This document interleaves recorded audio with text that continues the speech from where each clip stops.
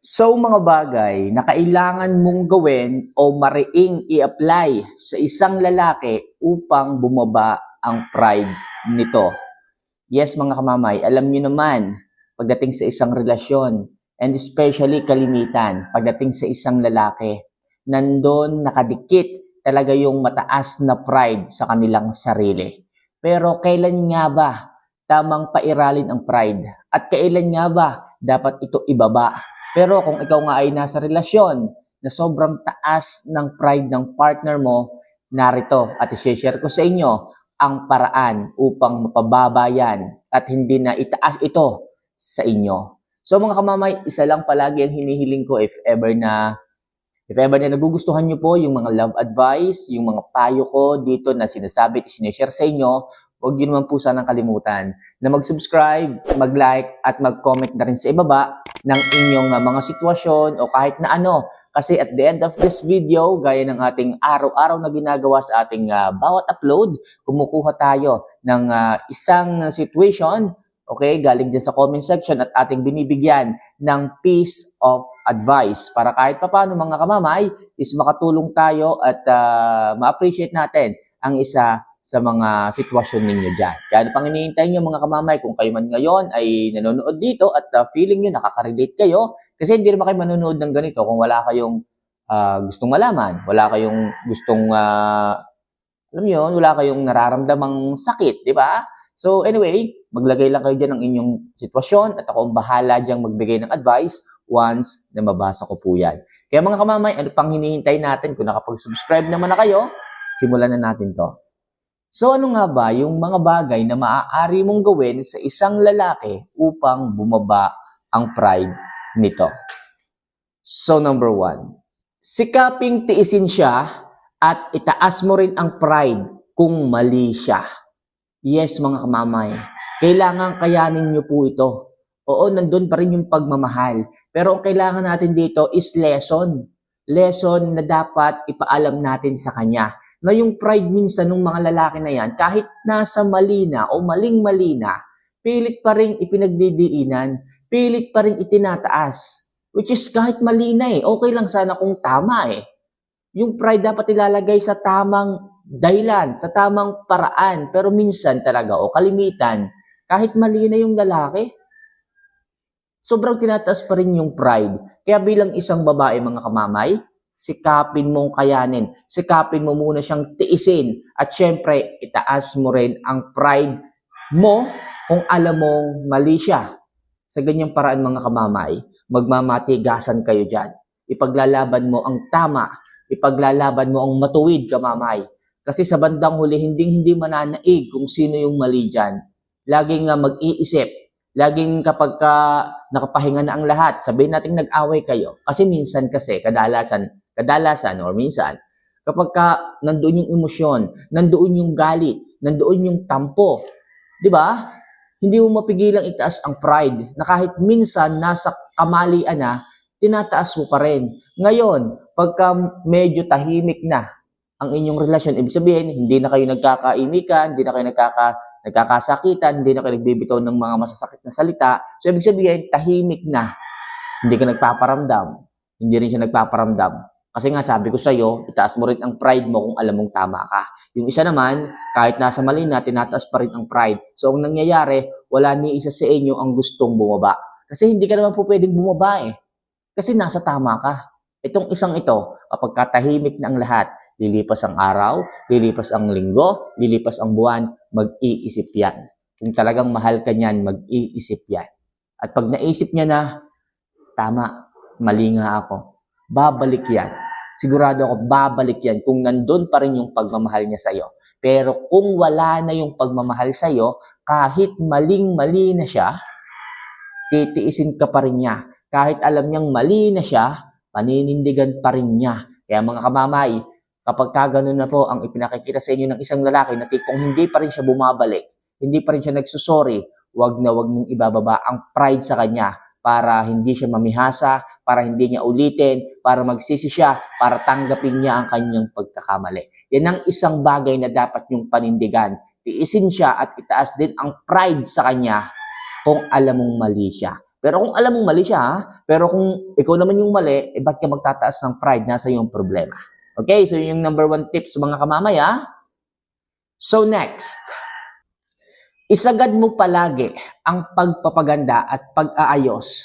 Mga kamamay, ipupush ko ito dahil sa mga panahong mataas ang pride niya.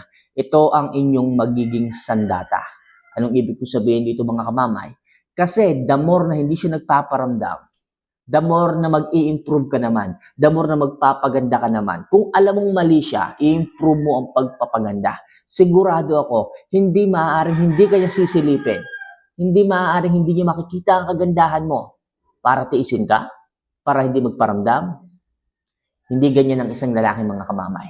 Kapag nakikita niyang mali siya, tapos gumaganda ka, mag-iisip yon. Bakit kailangan kong tiisin tong babae na to? Bakit kailangan kong hawakan ng matagal ang pride ko? Baka mamaya may manligaw dito o baka mamaya magbagong isip ng babae na to. Dahil sa katataas ko ng pride, maghanap to ng iba. Matatakot ang isang lalaki. Dahil sandata mo yung ganda mo. Sandata mo yung pag-aayos mo. Kaya hanggat maaari mga kamamay, kung talagang mataas ang pride ng isang lalaki, itaas mo rin ang level ng ganda mo. Sa ganyang paraan, matatakot yun. Kung alam mo namang wala kang ginagawa, responsable ka, okay ka, itaas mo lang yan. Mag-ayos, magpaganda, at kahit wag mo na siyang piliting pang i-message ka, o kahit wag mo na siyang kulitin pang magkausap kayo, yung ganda mo at yung paraan mo ng pag-self-improve ang tutunaw sa kanya at magbabalik sa kanya sa iyo. Tandaan nyo yun mga kamamay. Okay? So next, huwag mo siyang intindihin at iwasang makipagtalo kapag galit siya. Yes mga kamamay, huwag mo na siyang intindihin. Kasi kapag kagalit yan, hindi yan tatanggap ng paliwanag. Kapag mataas ang pride niyan, hindi yan makikinig. Tatandaan nyo yan mga kamamay. Anong dapat kong gawin kamamay kapag kaganyang galit siya, tinataas niya ang pride niya? So manahimik ka lang. O may sinasabi siya, huwag mong pakinggan, huwag mong intindihin. Pasok dito, labas dito. Kasi yung matataas ang pride na ganyan, kung alam yung nasa mali sila, wala silang sasabihin maganda. Wala silang sasabihin tama. Kaya mga kamamay, intindihin niyo muna ang sitwasyon. Sa madaling sabi, intindihin niyo ang sitwasyon para alam niyo yung mga dapat niyong gawin. Kung alam niyo na mali siya, pero tinataas pa rin ang pride niya, huwag mo siyang intindihin, huwag kang makikipagtalo sa kanyang away kasi walang patutunguhan eh. Pipilitin mo siya ng pipilitin, mataas nga ang pride eh. Okay lang sana kung nasa tama siya. Kahit itaas niya ang pride niya, okay? Kahit magsalita siya, pwede mo siyang pakinggan. Kaso wala eh. Mataas lang ang pride. Pero kahit mali, mataas lang ang pride. Kaya please, tiisin mo siya at huwag kang makikipagtalo. Sa ganyang paraan mga kamamay, mararamdaman ng isang lalaki, tipong o tila wala ka ng pakialam sa kanya, tipong wala kang pakialam sa kanyang sinasabi, hindi ka na interesado sa kung ano mang gusto niyang sabihin. Sa ganyang paraan, ibababa ng lalaki ang kanyang pride sapagkat wala din namang sense kung ipagpapatuloy niya ang pagtataas kasi nasa mali siya. Kaya mga kamamay, napakahalaga niyan na huwag kayong makikipagtalo kung alam niyong wala namang punto ang isang lalaki. So next, huwag na huwag kang magiging malungkot at ipakita mo sa kanya na hindi ka apektado. Sabihin na natin mga kamamay na inaway ka niya. Inaway ka niya, pinagsalitaan ka niya ng masasakit. So huwag kang gaganti ha. Huwag kang gaganti, makinig ka lang. O kaya naman, kung gusto mo magsalita, dapat mahinahon ka lang. Magpakita ka pa rin ng kabutihan. Kapag ka ganun mga kamamay, okay, after niyang sabihan ka ng masasakit, after kanyang saktan, lumayo ka muna, magpahinga ka. Okay? Ipakita mo na hindi ka apektado sa kanyang mga sinabi and piliin mo pa rin na maging maayos, maging responsable, maging masaya. Ipakita mo hindi ka apektado. Pero kailangan, magbabawas ka ng oras sa kanya. Okay? Kailangan, alisin mo yung focus mo sa kanya. Kasi yung iba dyan, pag nasabihan ng masasakit, okay, masasakit na salita, okay, nagalit sa kanila yung lalaki, malulungkot, magmumukmok. Uubusin yung maghapon, yung oras, yung isang linggo, sa kamumukmok, sa pag-iinom, which is, kung isipin nyo, wala namang mangyayaring maayos kung ganun ang gagawin nyo. So, anong dapat nyong gawin? So, kapag kaganyan, mga kamamay, pilitin mo pa rin maging masaya. Pakita mong hindi ka apektado. Hindi mo masyadong dinamdam yung kanyang mga sinabi. In short, magkaroon ka pa rin ng buhay sa labas ng inyong relasyon. Ipakita mo na may source of happiness ka pa rin kahit hindi kayo okay, kahit masyado siyang mataas ang pride. Pakita mong ganun. Sa ganung paraan mga kamamay, siya lang yung kawawa. Bakit? Ikaw sumasaya, tapos siya, galit na galit. Tapos siya, pilit pa rin itinataas ang pride sa inyo, pero hindi mo alam or hindi niya alam, kaya mong i-divert yung lungkot into happiness. Dahil nga, may circle of friends ka na hindi toxic pagdating sa inyong relasyon. Okay? And last, bigyan mo siya ng space at hayaan mo muna. Kung talagang ganyan ang isang lalaki na tipong kahit anong sabihin mo, anong paliwanag mo? Hindi talaga makinig. Ayaw talagang ibaba ang pride. Masyadong mataas talaga, hindi mo na siya reach. Kapag ganyan, hayaan mo muna. Huwag ka munang magparamdam. Kasi minsan, kapag katahimik kayo, kasi minsan, kapag wala siyang napapagsabihan ng sama ng loob o nung kanyang pride, na hindi ko alam kung bakit itinataas kahit maling-mali naman, nakakaisip sila na ibaba ito. Bakit? Kasi nga, anytime, pwede kang mawala. Pag pinabayaan mo sila, pwede kang mawala. Marirealize niya kung ano yung halaga mo. Kung ano yung kabutihan mo. Kasi minsan ganun eh. Kadalasan pala, hindi minsan. Kung sino pa yung mali, sila pa yung mataas ang pride.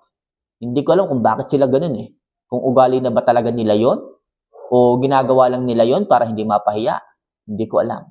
Pero ang isa lang bagay ang pwede kong sabihin sa inyo, kapag ganun ng isang lalaki, hindi na nila alam kung paano tatanggapin ang kasalanan, ang pagkakamali nila, hayaan nyo muna.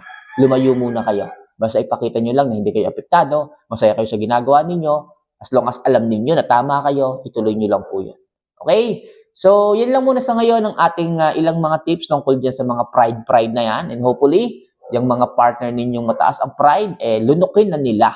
And as I promised, at the end of this video, kukuha tayo ng isang sitwasyon dito sa comment section at ating sasagutin ito. Okay? Ito, ang aking napili ay galing kay Charis. Ayan, so mega shoutout sa iyo, idol.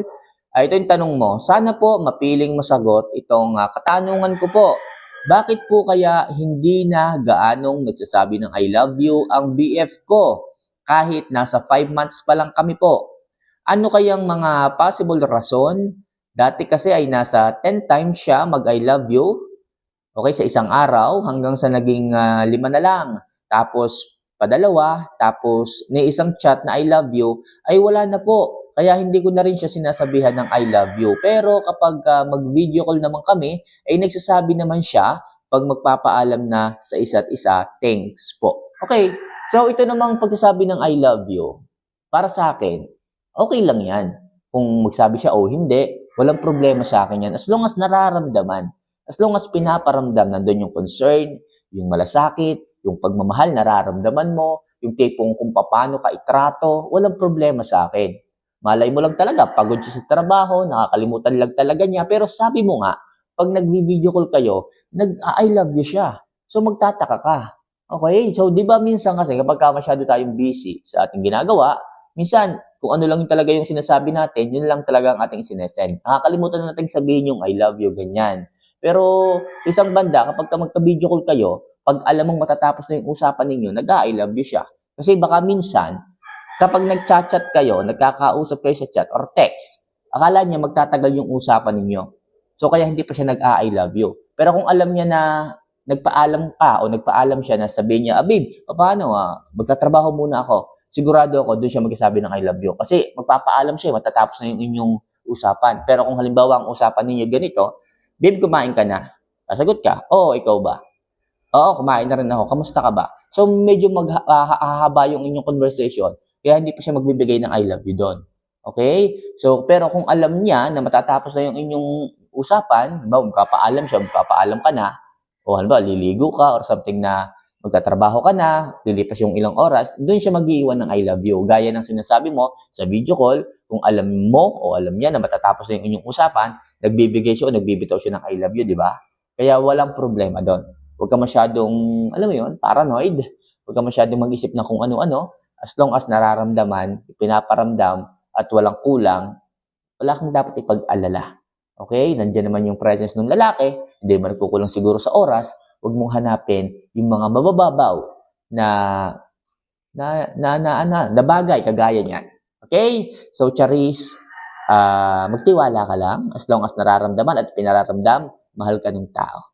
Okay? So, paano mga kamamay, gaya ni Charis, kung kayo man is may mga sitwasyon din na kagaya nito, huwag niyo sanang kalimutan na ilagay sa comment section at pag nabasa ko po yan, at the end of our future video, ilalagay po natin yan at sasagutin para sa inyo. So muli, see you for our next vlog. Mahal ko po kayo. Paalam.